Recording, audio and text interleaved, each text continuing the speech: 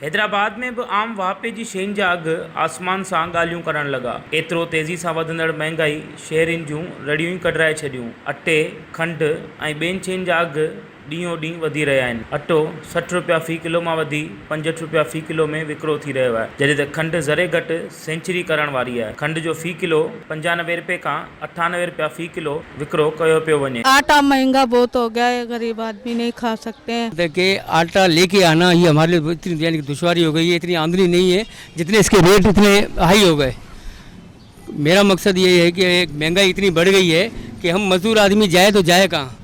हम हुकूमत से मुतालबा करते हैं कि जो स्कीमें आपकी चल रही हैं उनको बंद किया जाए, लिहाजा महंगाई पे ध्यान दिया जाए कि महंगाई जो है उसको ख़त्म किया जाए। रमज़ान शरीफ़ अचण सां ई खंड महांगी थी वई आहे, अटो बि महांगो थी वियो आहे, अवाम जी चेल चिॿी थी वई आहे। हिकिड़ी त बेरोज़गारी आहे, अवाम परेशान आहे, न रोज़गार आहे। असां गरीब माण्हू सॼो ॾींहुं मज़दूरी कयूं, असां खंड वठूं या मज़दूरी पेट पालियूं बचा पालियूं। शहरियुनि जो चवणु आहे त मुनाफ़ाखोर खंड, अटे, तेल, खीर समेत ॿियनि शयुनि जा अघ पाण मुरादो वधाए छॾींदा, पर अवाम खे रिलीफ फराहम करण जी दावेदार इंतज़ामिया सिर्फ़ फ़ोटो सेशन में मसरूफ़ आहे। हिननि मुतालबो कयो आहे त महांगाई जो नोटिस वठी खेनि भलारे महीने में रिलीफ फराहम कयो वञे। कैमरामैन शाहिद रिन सां गॾु फेरोज़ बबर, सिंध टीवी न्यूज़, हैदराबाद।